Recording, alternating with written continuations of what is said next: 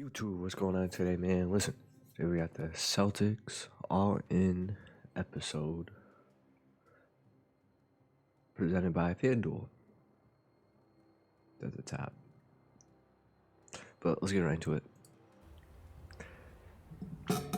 Gotta win this chip. I was texting Joe and I said, it feels right to have Miami after how last season ended. The inevitable rematch. Let's have it.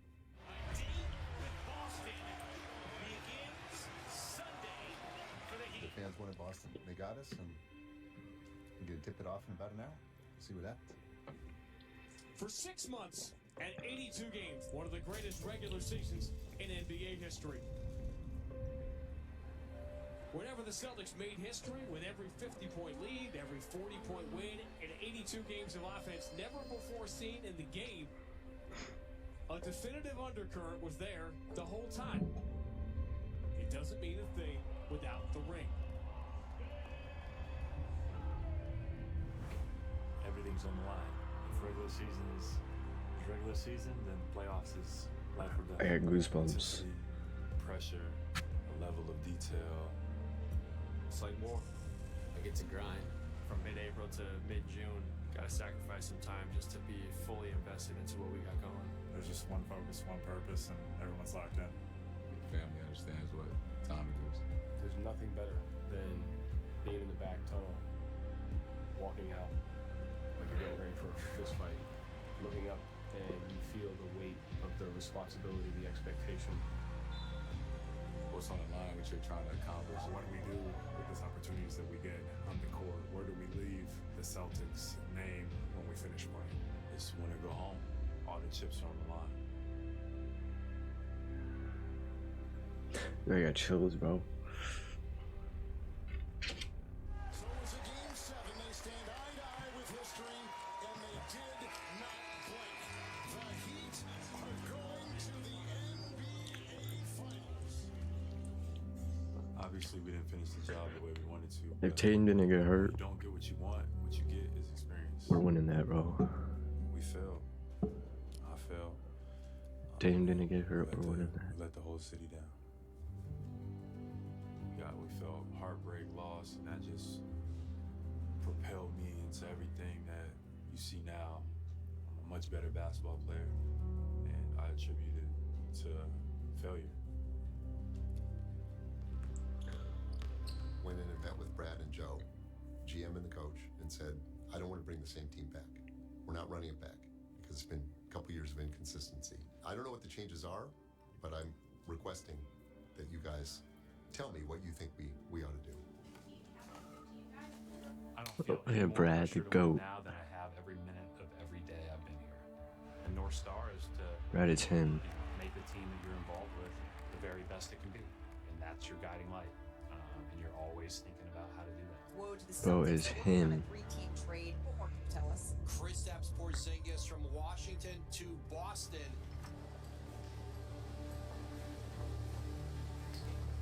How you doing, Tony? Winning is in the DNA here for sure.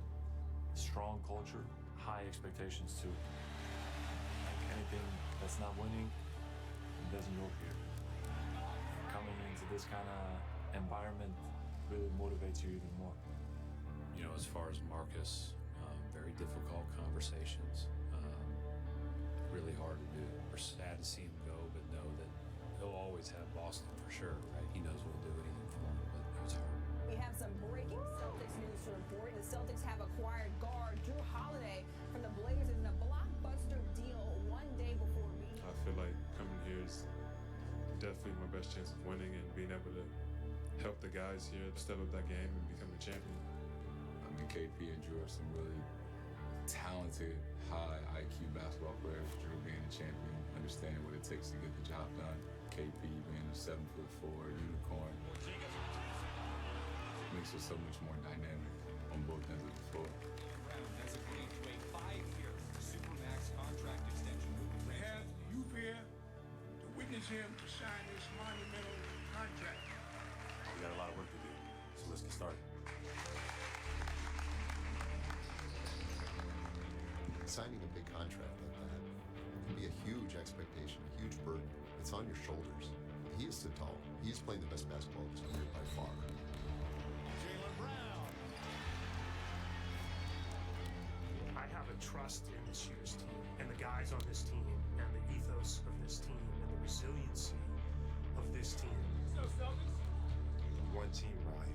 Everything we did in 2018 that was a part of is similar. We came to play every game. We had a goal at the end of the season that we wanted to accomplish. Yo, the players better watch this bro and get hype. Strongest the longest at the end of the season. What goes into winning a preseason game is no different than what should go into winning a regular season game. It's no different than what should go into winning a playoff game. It's 5-on-5. Rules don't change. Court dimensions don't change. The only thing that changes is the external perspective. The culture that Joe and this group have built on professionalism, hard work, toughness, togetherness. Be about the right things and sacrificing for the greater good of what that ultimate goal is, knowing that all of those things, like, they're going to connect us as a group. I mean, the truth of this team is balance. Like, the truth of this team is understanding that we're a really, really good team. But we could lose at any time. And when the playoffs start, we're 0-0.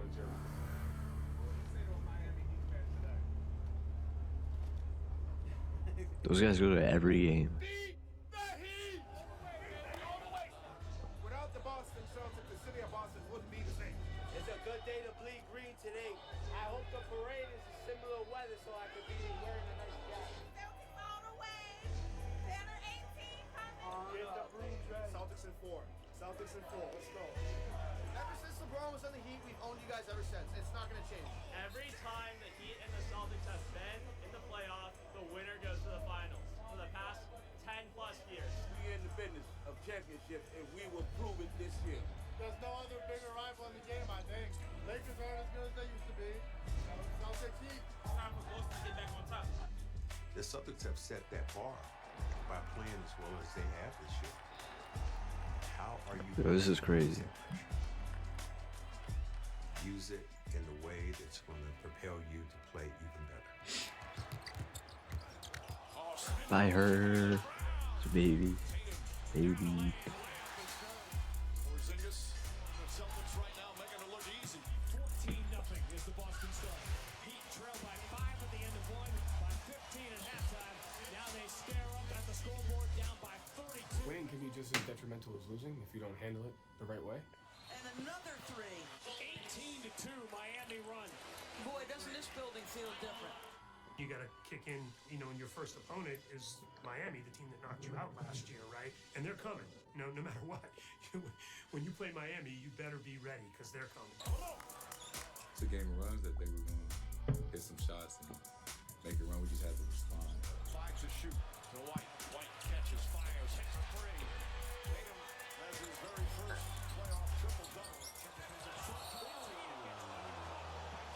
Playoff basketball. It's not the last time I'm probably going to get hit like that or foul. And I knew he was in the bonus, so. But I mean, free throw game. They will rise to their feet at TD Garden. The postseason will begin with a 20-point win. The final score in Game 1, Boston 114, Miami 94. Together, 1, 2, 3. Together. One of the most important things about my job is being the vulnerable one, and if you can break down those barriers, and get to the core of like, hey, like, it's who I am, and I'm only this because of the people around you. And if you can do that, then it kind of creates the environment for others to do that. I consider myself one of the luckiest coaches in any profession because we have a group of guys that we believe in. I think in critical moments, that's one of the things that can kind of get you through those, is that belief in each other.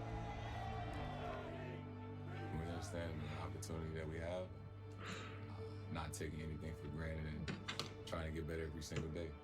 We just look forward to the opportunity.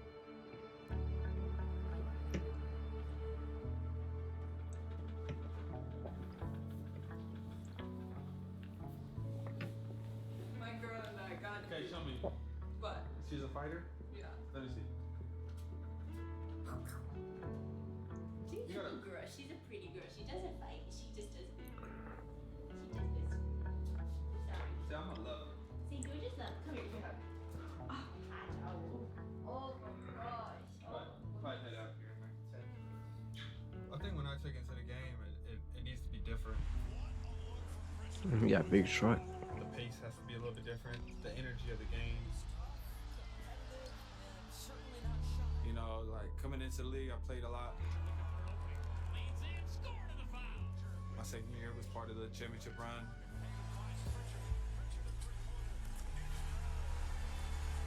Third year, I didn't play at all and kind of took a back seat.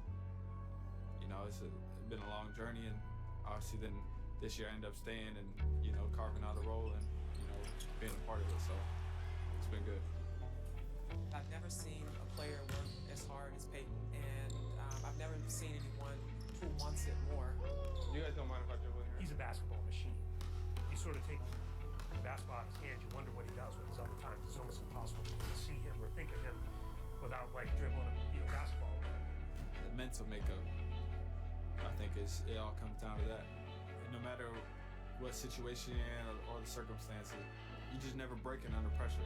I'm curious to see what they come out and do today. I think for us, the biggest thing is it's on us, like keeping our foot on the gas and you know, keep competing. If we compete at a high level, we control like the hustle parts of the game, rebounding, defending every time, not giving up easy baskets, and we should be okay. If we can get this one today, it'll be, you know, it's definitely huge to go up 2-0, and then you know, go on the road, and who knows what can happen there. So. This is a Heat team that they should dominate. They're not dominating tonight. Do you feel like there's a heightened intensity, or do you feel like there's a general just calmness that you guys know what needs to be done? Both. But you guys always ask me how I feel about the team. It really comes down to your habits. Our guys will be ready. Do what we do. Get in the paint, spray threes, be aggressive, pick up the pace, and run. Literally, they all literally had to make history to beat us. That should be a sweep. That is their bread. People don't understand. It don't go as planned, and it's hard to win. They literally had to have a record-breaking night to If you win. don't match that energy, then you can get beat. We're not invincible. Reality is starting to settle in here. The Heat had to come to Boston and play the perfect game, and they did just that. And the best of 7 Eastern Conference quarterfinal is now a best of 5. Not always, as a player, you want to hear the truth. Not always you want to look at your mistakes and have somebody tell you what your mistakes are, right? You know, it can be confrontational, right? And I think that's one thing Joe is really good at. He knows how to push players, and he has a good feel for that dynamic. And it would just be uncomfortable film sessions that has like brought us together as a unit. The story was that the Celtics crapped their pants again. They took a run at your best player at the end of game 1, and this is the Miami Heat, okay? So you have that history. For all their talent, you still can't trust this team in the postseason. To me, that's the takeaway. After last night's unmitigated disaster, I agree with so many of the comments. They're just not going to learn anymore.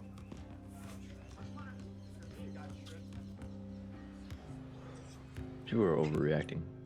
People gonna say what they're gonna say. I think we're not gonna win every game. Become one and be so locked in on a mission.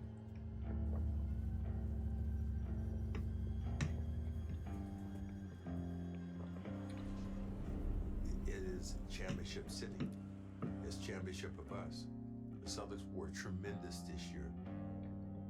The best scoring offense in the history of the history. Every year that they don't win, it's going to be more and more pressure.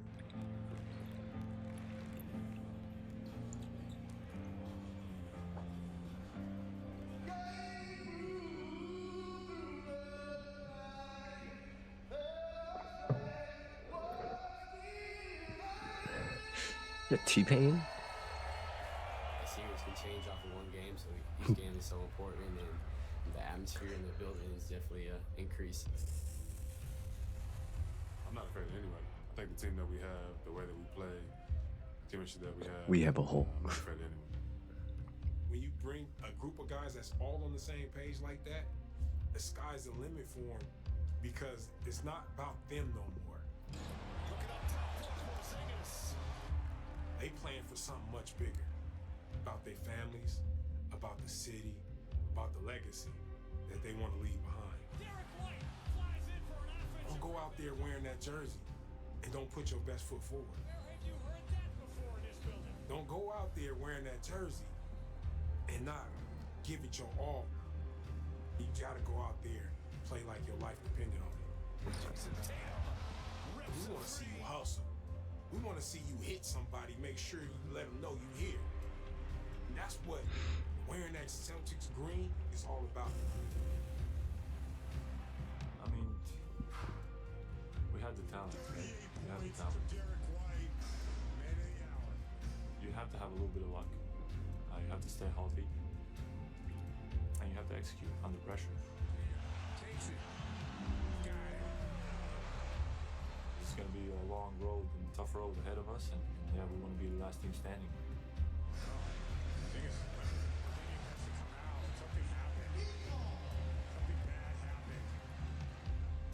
They have been built to weather storms, and they've had to weather them throughout the course of the year. So I think I haven't seen anybody blink to this point. I haven't gotten an update on Porzingis yet, so we can save the time. So we got a lot of trust and faith in this whole roster, and we're gonna need everybody.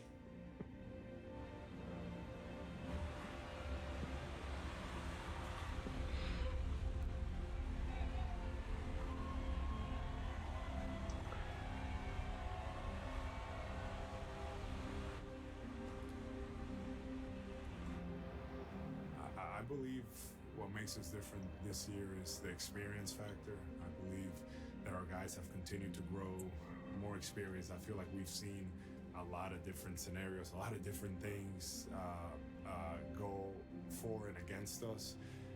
And I feel like it's prepared us to be in this position right now. You don't want to play with the basketball gods. I mean, you gave this team life when they won game 2 here in your building. Close it out when you're supposed to close it out. This crowd is really ready to go.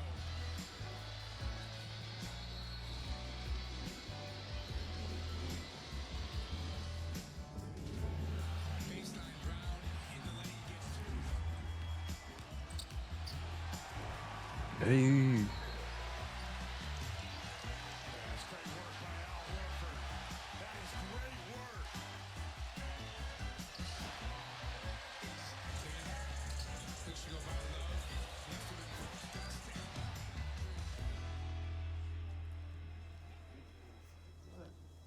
Visuals on A, B, and C cam. Yeah. Out of bounds. He's got it to Triple with 5 seconds to go. Thomas wants to get it in quickly. Does the layup here. Stolen by Curran and the cut to DJ. I fully expect the Celtics to win this game tonight, so I fully expect this to be the last game I ever do. I think I'll probably become a little extra early tonight and walk around a little bit, just kind of get a feel for it. I've been thinking about what I need to do at the end of the game, to just say goodbye, or just give a tear-jerking talk for 2 or 3 minutes. I don't know. I still don't know what I'm going to do. I'll probably have plenty of time to decide. I'll know by halftime that this is my last game. 5 in the shot clock. He sees it. He takes it.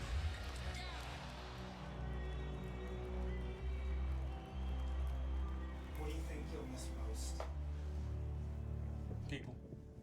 Okay, Tom, for a final time, you and me up in this perch here. We'll be down on the floor next year. Well, this is fun. It's a good game. This is fun. Good game. I got to hug you on the air, man. I got to hug you. I'll play it straight for as long as the game is in doubt. But if the game gets to double digits, I'm going to kick back and watch. Just trying to soak in this thing that's coming to an end right now.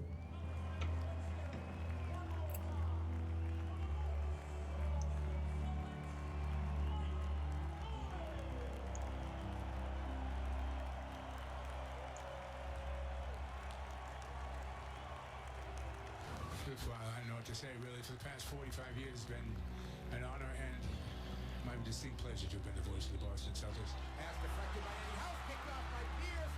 Ray Allen for the game. Got it at the buzzer. I'll be forever grateful to this ownership for treating my family as they treat their own. And special thanks to all who welcomed Tommy, Scal, and me into your homes all winter long when there was a cold night going on outside. You turned us on, and that just couldn't have been better. There's no place I would rather have been. So, Boston, thank you. Good night. Man.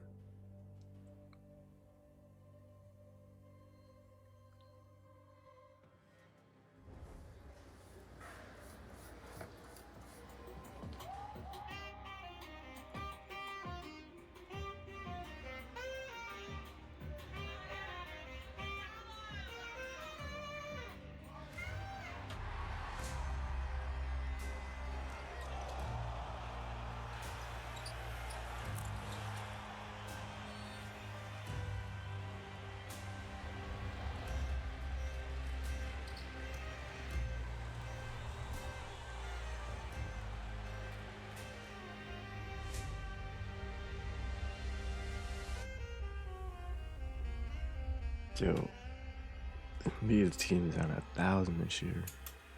Damn.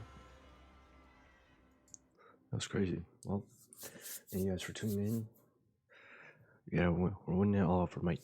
Gotta win it all. But I'll see you guys next time. Later.